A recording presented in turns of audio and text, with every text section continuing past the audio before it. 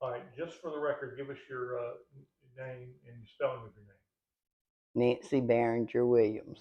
Barringer, Barringer. Tell us a little bit about yourself. Well, I was born and raised in Mullins. Graduated from the old Mullins High School, which is no longer there. I left and went to college in Georgia. Um, got married. My husband went back to school, so we lived in Columbia, and I taught school for several years until we moved back here in 1977.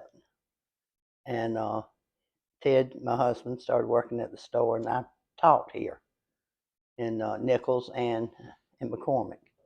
And when my father decided to retire, that's when I quit teaching and went in with Ted. How about talk a bit about your teaching experience in the Mullins area? What was that like? Oh, totally different than what it is now. It was great. I taught over in Nichols when that was schools going second grade for several years, and then I moved to Mullins, worked at McCormick under Miss Morgan, third and fourth grade, and I had a wonderful teaching experience. Let's talk about the transition to working in the store, which everybody knows. Tell me a little bit about the history of the store as far as you know and how it came about. Okay, my father, who was from Mount Pleasant, South Carolina, my mother, Mount Pleasant, North Carolina, and my mother's from Concord, North Carolina. Anyway, after they married, they lived in Charlotte. My father had a friend that he had met in the service that lived in Lumberton, and he had contacted my daddy to see if he'd be interested. He just thought that Mullins or Dillon had an opening for a jewelry store.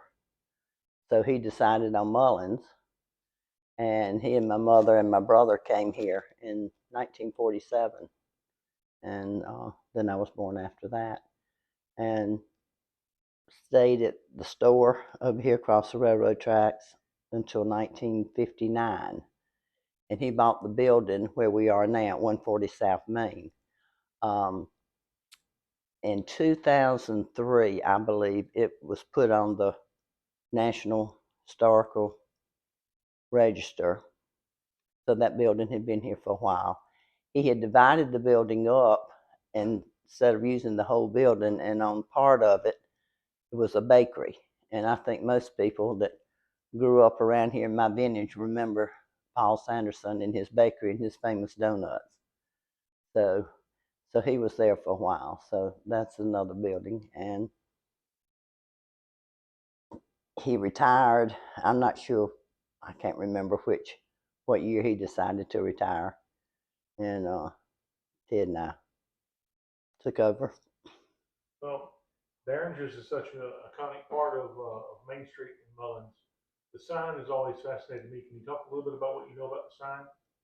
I don't know that much other than when he left this jewelry store and moved down here, he had it made, and I'm not sure if he had knew someone in Charlotte where he had been or where that had the sign made and brought it here and put it up. Let's talk a little bit about what it was like for you growing up here when Mullins had tobacco season going on and the warehouses were open. Well, it was wonderful. I mean, we had tobacco season. I don't know what to say about it. It was just very busy uptown. Everybody, shopped uptown, and especially on Saturdays, were a big day. But growing up, just a wonderful childhood. Did you ever work around tobacco or any of the warehouses? No, no, all I did was smell it when I drive by. um, was that a busy time of year for your family at the store? Yes, yeah, tobacco season was big. Yeah, it was, along with Christmas. But tobacco season was busy because it brought in a lot of tobacco buyers and some of their families. What would say, a typical farmer who would come in? Would they do a lot of things on layaway? Would they pay for things on time, or they pay your bill off maybe when tobacco came in? Um, Most of them paid for it when they got it. Um, and of course, at that time of the year, being in the summertime, there was a lot of watch repair. And at that time, we had a watchmaker because we didn't have watches that had batteries in them. So watches had to be taken apart and cleaned and put back together. And so we did a lot of watches and things. And probably busy at Christmas after the farmers had sold their tobacco and, knew what they were going to get. From when your family opened that store until now, how has your business changed? Oh, wow. Well, like we say, no more watch repair. Everything is by battery or solar. Back then, we didn't have ear piercing. Nobody was piercing their ears. They did maybe by the time I got to high school, but as a kid, they didn't. And we have Drew Foyle at the store with us, and he does our repair, and he pierces ears. Um, the line of jewelry has changed. It was a lot of costume jewelry, top of the line costume jewelry back then, and which is now it's more gold and silver. The diamonds have stayed the same. But we try to keep the quality, the same quality we've had. We want people to be able to get quality here and not have to drive to Florence or the beach. And of course, my coming up, there were no malls, there weren't any Walmarts, you know, so you just had other small towns that people would have to, travel to get things, or go to Columbia or go to Charlotte or go to Charleston. So we tried to carry some top of the line that if they went to the big city, they'd see it there also. You mentioned that you went to the old high school on Park Street. Correct. What was that like for you going to school there? Well, I started, I, when we started, it was 8th grade. 8th through 12th was high school. And I don't know, you just knew everybody and you were involved in athletics, you were involved in academics. We didn't have we had discipline. We knew where we stood. There wasn't a lot of misbehavior. I mean, you went to school, you behaved, and I mean, there are going to be some shenanigans here or there, but that's just typical teenagers. But very peaceful. Can you talk any about your experience growing up? If it was a church you were involved with, what church life was like growing up? I grew up in the Presbyterian church um, until probably till Ted and I came back here, and most of my neighbors went to the Presbyterian church that lived around me. Some were, Methodist and Baptist, but and it was right down the street from where I lived, so we could walk if we wanted to. After we were here for a while, the Presbyterian church um, changed, and we switched and went to the Methodist church. We knew a lot of people there. We felt very welcome there, which most churches you would, but we just knew several people and we knew the minister, and we started going there later in life. You've been in Mullins most of your life. You've seen the town change over the years. What does that look like for you sitting in the store all those years watching Mullins change? Well, you just hope you're going to be there from one year to the next with everything going on. You see it changing. I mean, you can get involved in city if you want to. I mean, you can just do your part and just try to be there. But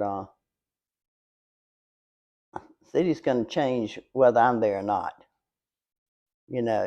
That's. Is there anything that you would like to add that you haven't added already? Think about. Gosh. And when I think about that, let me put it this way: what does Mullins mean to you? Oh wow. I told somebody when my husband and I were living in Columbia, going to school and teaching, there was a group of us that hung around together, young couples. And the guys all graduated about the same time. And the same year, we were all leaving, going to different towns. And somebody said to me, well, how you gonna like going back to Mullins since you've lived in Columbia, the city, all these years? And I just tell them, I said, I was born and raised in the country. I've had a chance to live in the city. Now I'm going back to the country where it's peace and quiet. And I wouldn't take anything for raising my children here. I mean, when children can go out at night and play night chase, and you sit there and you're watching TV and you're not worried about them or anything, and they're around the whole block out there playing, and you have to go out and whistle, and they hear you whistle and they come in. You know, you had no worries. You know, we did the same thing when we grew up. You know, over there on Melrose, we had neighborhood children. I mean, we'd go out at night and play. We'd go here and there and call and check in. Nobody worried. Doors weren't locked. I mean, it's a different life than it is now. And it's a difference in children growing up in a small town. I know we have more trouble now than we did before, and there's things you can't do, but there's still some things that you can do if you keep an eye on them. So I love it. Talk about only thing you had to do with tobacco was smelling it. What was that like? Oh wow. Well, that was kind of strong, but it was funny because I grew up here all my life, and of course going by the tobacco warehouses all the time and knowing a lot of the men that ran the warehouses. I probably was in college, and I came home one weekend, and my daddy was saying something about a sale going on at the warehouse. And I said, well, what did they do? And he looked at me and he said, you've never been to a sale at a tobacco warehouse and you've lived here all your life?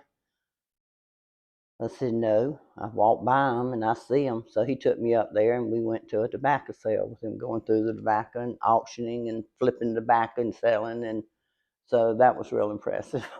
I'm glad I did that. We've already talked about the sign. Anything you want to ask? Thank you so much. Well, you're welcome. You're welcome. I wish I knew where that. I might talk. I'll call my brother. I just thought of something else. I'm so sorry. No, that's all right. I'm You're so good. sorry. What? I hear constantly about the bakery. What building was it actually in? It's the build. It's the little building right beside me. It looks like. Yeah. Okay. Yeah. And Yes. Yes. He didn't make the whole thing a jewelry store. It was too big, okay, I was trying to do so he divided it up. and when it was over here, which I tried it because people got Okay, when it was over here, if I'm not mistaken, after all that Anderson Banks